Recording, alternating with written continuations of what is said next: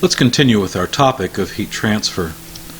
In particular, we want to approach a different kind of problem, a problem where the temperature of the body changes with time. So far we've only considered items that are at steady state, so systems where maybe it changes from one state to another, but we're not really interested in that process. We're just interested in the initial and final energies, or perhaps we're just interested in a system where heat is flowing in at a constant rate and flows out at a constant rate, so the system doesn't change. What about the problem where the temperature of a body changes with time, and maybe not only with time but also with position? So Thanksgiving is a holiday where we commonly cook some large bird, or some people cook a roast, or perhaps some ham or something. And when you buy this chunk of meat, most of the time it's large. It's not spherical, obviously, but it's thick, usually in all directions. And if you think about what happens when you put that meat in the oven and you cook it, well, the thermal energy is transferred to the meat via heat, right? So it's in the oven, the air around the meat is hot, and the heat flows into it, changing the temperature. But think about the middle of that meat.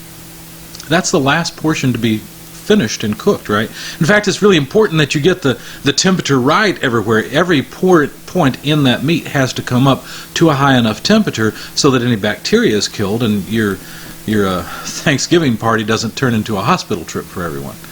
So you want to make sure that the meat at every point comes up to some desired temperature depending on the meat.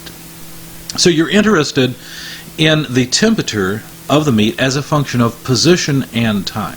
So you see down there the simple sort of schematic equation just giving us the idea that the temperature is some function of where in the meat you look, x, y, and z, the three coordinates, and it's also changing with respect to time. So you see time as the last variable in that function. Well, let's consider a special case of this. Okay, this is a fairly complicated problem.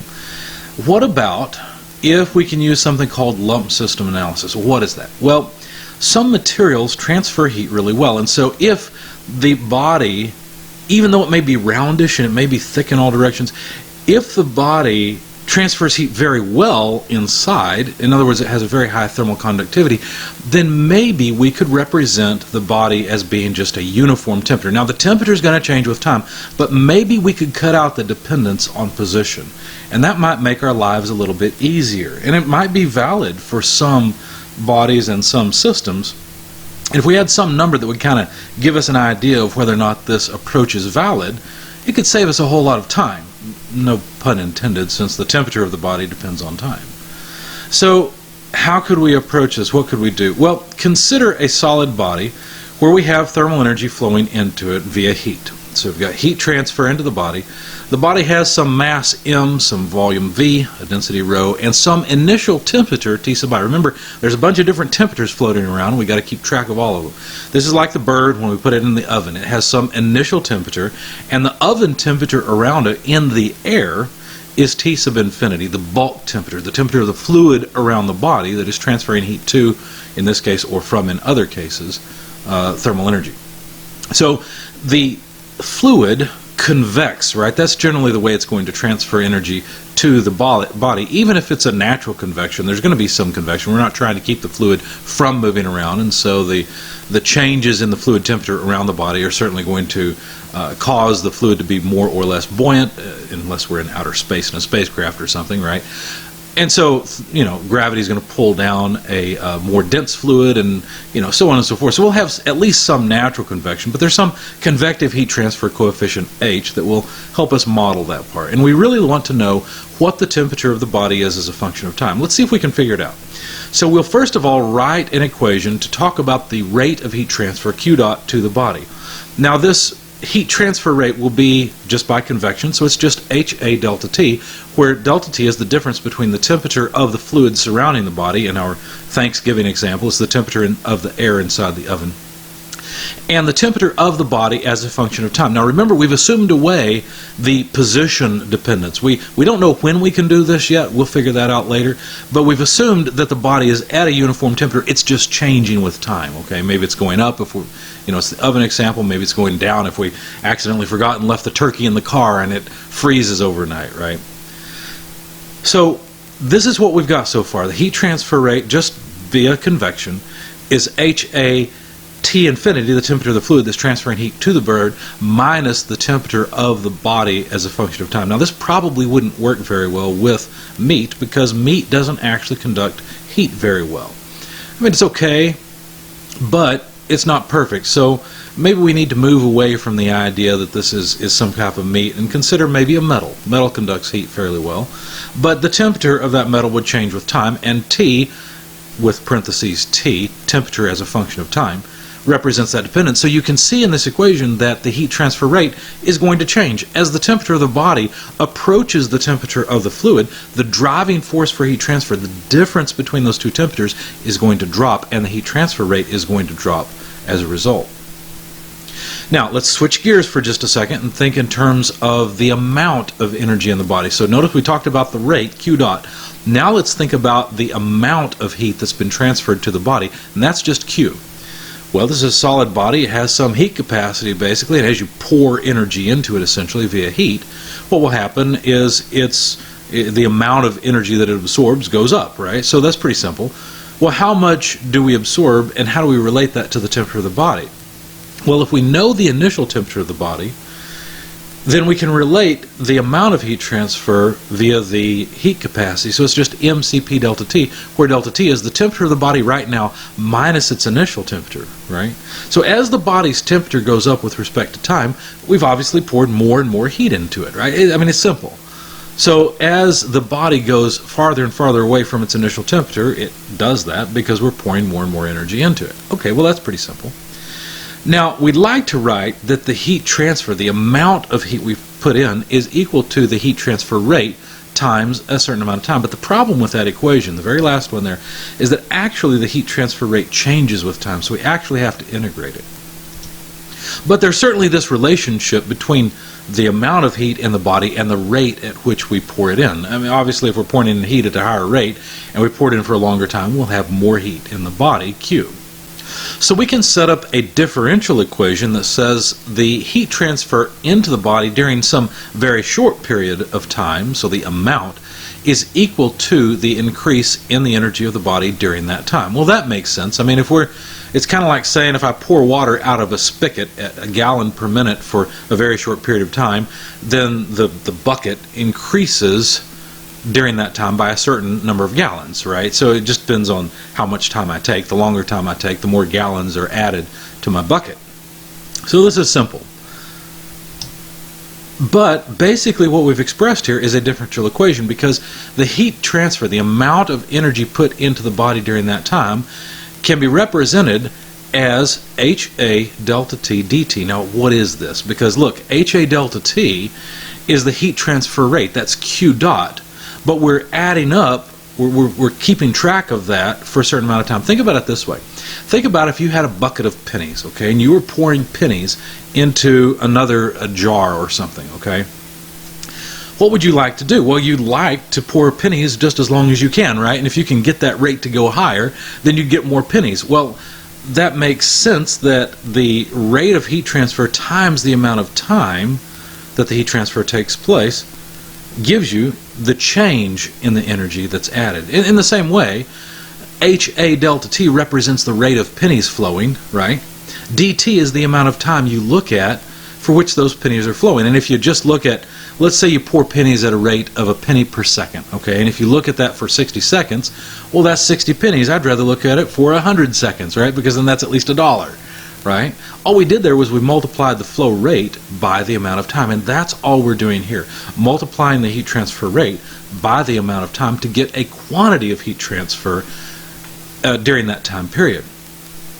Well, the increase in energy of the body during that time is going to simply be mCp dt. In other words, the amount of heat transfer, Q, will just be mCp times whatever the change in temperature of the body is during that short period of time. So on the right hand side, it's kind of like we're looking down into the jar that's holding the pennies and just saying, well, you know, there's a certain change in the amount of, well, unfortunately, pennies, you could say change, during the time dt, lowercase dt. And what happens is basically the level goes up. That's the dt, capital DT, temperature change. But we could rewrite the change in temperature as the change in a difference, t minus t infinity, because look, when you take a differential in calculus, if you take a differential of a difference, and part of that difference is a constant, like T infinity is in this case, that's the temperature of the gases around the body or the fluid, whatever it may be. If you take that differential, well, the differential of a constant is just 0, and so this is the same thing, in fact. But mathematically, it is convenient because what we've set up here is a differential equation that we would like to integrate. Now, we can also represent the mass of the body as the density of the body times the volume of the body, and this is the equation then that we end up with that we wanted to integrate. Now, a couple of calculus tricks here, or differential equation tricks. If you don't understand this, it's okay. Just understand that little d of the quantity t minus t infinity is the differential of the variable that we want to integrate against. So think of it as just a dx. Okay? You notice there's kind of an x on the other side. Well, it's a negative x, isn't it? It's t infinity minus t. That's the other way around. But let's go ahead and put those two together since they look like they go together. And if we put everything else on the other side of the equation, we notice we have a bunch of constants on the other side of the equation, HA in the numerator, rho v and Cp in the denominator, and then just dt, where that's the changing time dt. Now, to take care of the left-hand side and actually get the same variable as what's in the differential of the variable, we need to pull a negative sign to the other side, and so that flips around the denominator for us, so that now we've got kind of like a dx over x that we're integrating on the left-hand side. So now if we integrate both sides of the equation from the initial state to some final state, so we're going to think of it this way, we're going to take a block of steel or a ball of steel, we're going to put it in the oven, we're going to cook that instead of Thanksgiving dinner. Might be a little hard to eat, but that's what we're going to do because this is engineering, right? So what we're doing then with the integration is we're saying, okay, we're going to leave it in there for an hour. That's our final time t. We start at time 0. The temperature is going to change from the initial temperature, Ti, to some final temperature, which is a temperature that is a function of that end time. Obviously, the longer the end time goes, the higher the temperature will go, assuming that the oven remains above the temperature of the solid body. So all we're doing is we're integrating both sides of the equation from the initial temperature to the final temperature, or temperature as a function of time on the left-hand side, and the time from time 0 to whatever time we take our cooked ball out of the oven, right? Not a very good Thanksgiving dinner, but that's what we're doing. So we integrate both sides of the equation, and here's the form you come up with. This should not be a surprise. You know that the integral of 1 over x dx is a natural logarithm of x. Is it a surprise that we come up with a natural logarithm of something that looks like the x that we started with? It shouldn't be a surprise. So then we finally have our equation, and of course we plugged in t equals 0 on the right hand side and it went away, and we can rearrange this to solve for what's known as the dimensionless temperature. That's the temperature of the body as a function of time, which we actually care about, minus the temperature of the convecting fluid around the body, T infinity, divided by the difference between the initial temperature of the body, Ti, and the temperature of the fluid around the body again. That's our dimensionless temperature. Now, of course, we can rearrange that to get the temperature as a function of time if we really want to, but what we're going to find later is that it's very convenient to deal with non-dimensional things, and we may as well go ahead and talk about non-dimensional temperatures. But you end up with an e to the negative bt, where b itself is just that constant we noticed before, HA over rho v c sub p. Now, if you understand all this, great. If you don't understand the differential equations, don't worry about it. Here's the point.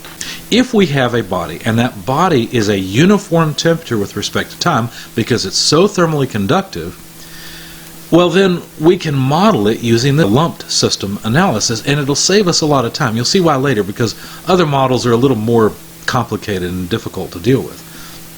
But this is a fairly simple model. The convective heat transfer coefficient H has to do with the fluid that is convecting around the body.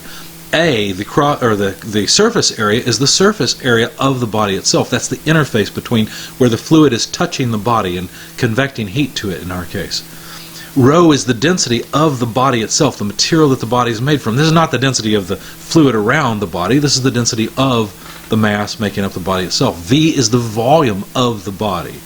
Cp is the heat capacity of the body. So you notice that the HA is sort of stuff outside. It's the convective heat transfer part, whereas rho V C sub P is the nature of the body itself, and it's this ratio that is useful. Now notice that this is not a dimensionless ratio.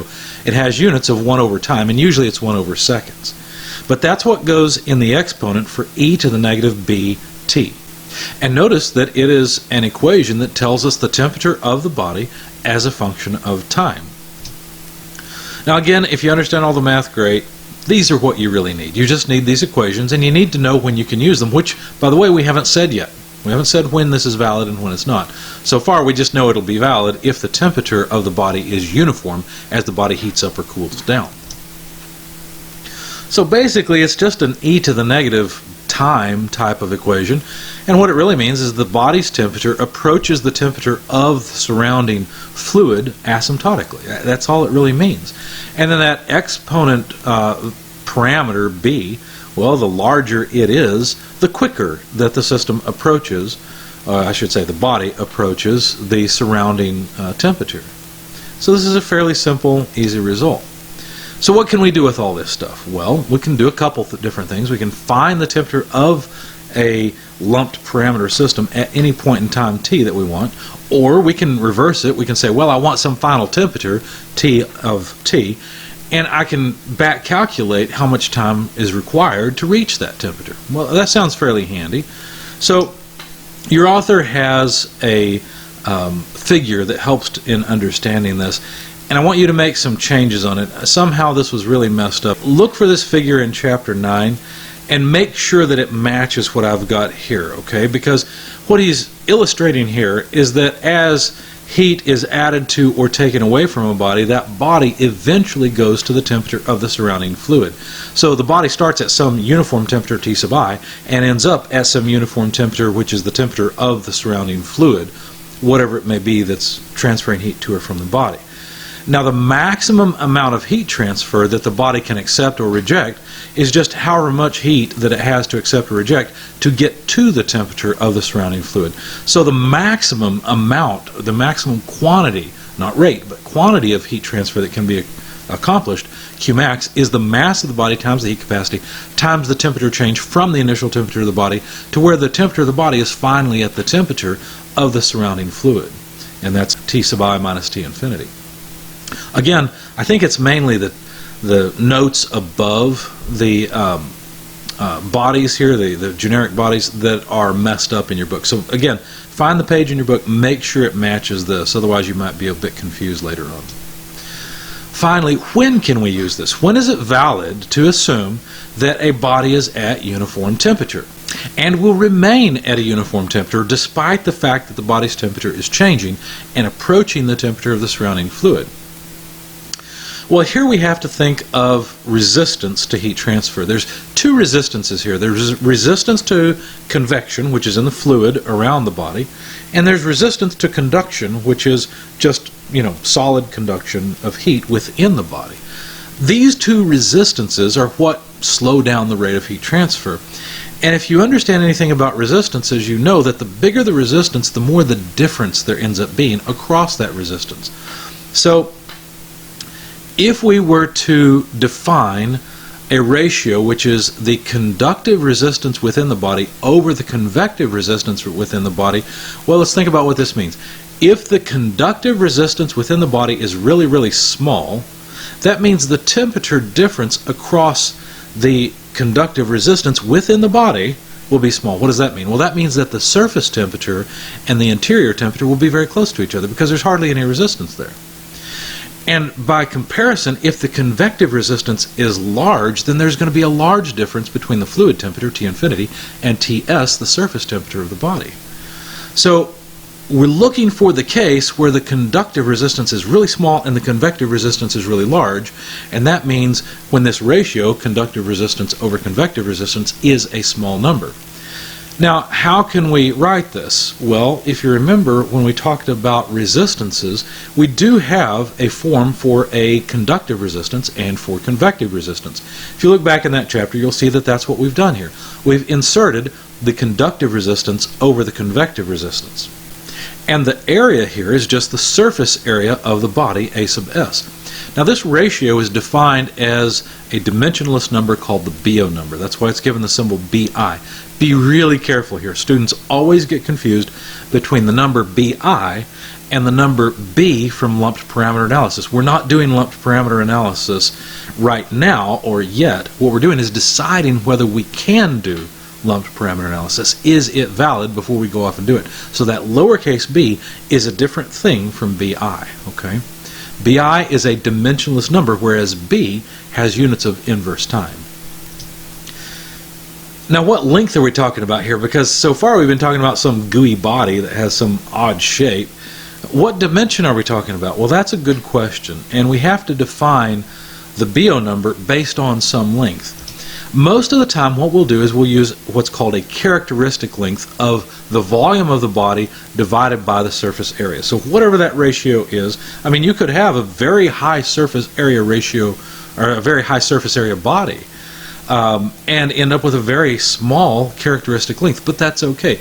You could have a sphere which gives you the maximum volume for the minimum surface area. Geometrically, that's the best you can ever accomplish if you're trying to get the largest characteristic length. So anyway, this is what we will use most often, but sometimes it's more convenient to define the Biot number in terms of something else, something that's just easy to measure. And when we come across those cases, I'll try to make sure and point it out to you. But generally, and anytime we're trying to decide if we can use lumped parameter analysis, we will always calculate the Biot number as volume per area, surface area of the body. So remember, this is the Biot number for lumped parameter analysis, and it's not what I would call the B number. Okay, B is dimensional, Biot is not dimensional. So if we plug this in, you notice we have some simplifications, and the Biot number comes out as the convective heat transfer coefficient H, which is in the fluid around the body, multiplied by the characteristic length, the volume per area of the body, divided by K, the thermal conductivity of the body. And this is how we can calculate the Biot number, and it's the Biot number that will tell us when we can or cannot use lumped parameter analysis. So we have to satisfy this equation in the box first, the lower box on the lower right, before we're welcome to use the equations in the upper left box. Okay? And in fact, it's not really that we have to satisfy this equation. We can always calculate a Biot number, but what ranges are reasonable? Now remember, we want small Biot numbers in order to use lumped parameter analysis, because small Biot numbers mean small conductive resistance, which means a uniform body temperature. So we'll decide to use this when the Biot number is less than 0.1, less than or equal to 0.1. That'll be our cutoff. Now, you might look at that and say, well, that's arbitrary. Yeah, absolutely, it sure is. But think about it this way. If I have $1 or $10, I'd rather have the $10, right? That's 10 times the $1. It's called an order of magnitude. If I have the option between $10 and $100, I'd rather go with $100, right? If I have the option between 10,000 and 100,000, well, 10,000 is a decent used car, 100,000 is about half of a house. I want the 100,000, right? What about 100,000 versus a million? Well, obviously the million is more preferred. So you see in all these cases that when you have 10 times something, that's a pretty decent amount, right? If I need the strength to lift, 10 pounds, okay, if I need, well, you might look at someone and compare someone who can lift 10 pounds to someone who can lift 100. Well, the person that can lift 100 can lift a lot more weight, right? So when we have something that is 10 times something else, it seems like a lot. It's an order of magnitude difference. So we will arbitrarily set it and say, when the conductive resistance, or let me say it this way, when the convective resistance is 10 times the conductive resistance, the body's pretty much going to be at a uniform temperature. Okay, so that's our cutoff. That's the arbitrary cutoff we're going to use, and that's when we say that, yeah, this is probably a good enough model because the conductive resistance is 1/10 of the convective resistance, so it should be at a reasonably uniform temperature. So is this thing valid for a copper ball, for example? Remember, we've neglected away all the position dependence, and we're trying to figure out if the temperature is a function of, or could be a function of time only. Well, let's do some math. In fact, it is an example in your book that shows that for a copper ball, the characteristic length is volume per area, which you can see the volume of the sphere there and the surface area of the sphere, which simplifies down to a sixth of the diameter. So let's just say we have a copper ball that's 12 centimeters in diameter. A sixth of that is 2 centimeters, or 0.02 meters. In that case, the Biot number would come out to, well, we have to know what H and K are. Well, K is the thermal conductivity. You can see it there, about 401 watts per meter per degree Celsius, and a convective heat transfer coefficient of 15 watts per square meter per degree Celsius is a reasonably, probably something around a natural convection of, say, air or something, okay? So these are reasonable numbers. The units are all consistent. Let's plug them into the Biot number. You should check that the units all cancel, but they do, but double check that.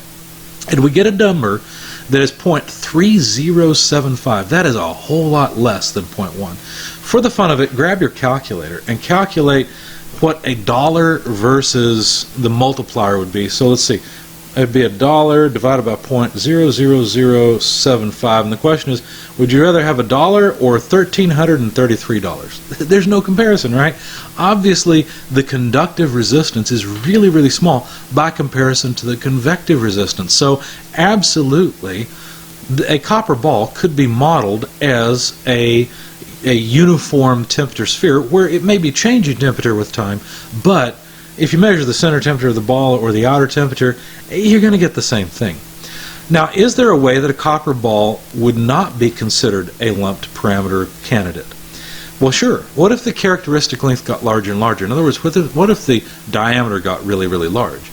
Well, then it would make sense that it would take a longer time, or it'd be harder for the heat to transfer to the center of the ball. And so assuming a uniform system would not be valid in that case. So certainly there could be a copper ball that we could not represent as a uniform system, right, or a lumped parameter system. But this one qualifies. This one should be fine. So we've got all this information. Is it valid? Yeah, the 0.00075 is less than 0.1. Now, to help you understand this, here's an analogy. What if there's a popular island, okay, for tourists? So it's a decent size, and we've got some boats and we've got some buses, okay? Now, if the boats are serving the island, say it's sort of like a ferry system, and tourists are being dropped off, well, the boats can't come to the middle of the island. They have to drop off the tourists, or the thermal energy, at the periphery, around the surface area, or in this case, the perimeter of the island. Well, if they're dropping off people and there's a whole lot of boats, well, the people are going to kind of be stuck around the outside of the island, right? What if we have one bus and it's always broke down, right? Well, then people can't get to the middle of the island. They can't uniformly distribute around the island. But on the other hand, if there are plenty of buses and not very many boats, then there's going to be buses lined up waiting for people, and the people will be uniformly distributed about the island very easily. This is analogous to thermal energy arriving at the outside of the body and being bussed into the middle. So having a lot of buses is like the lumped parameter system, or the system that's valid for lumped parameter analysis, where the buses can carry the thermal energy and distribute it throughout the body very easily. So we're lacking boats. In other words, there's a lot of convective resistance in the fluid around the body, but we've got plenty of conduction. In other words, we have low conductive resistance within the body or within the island.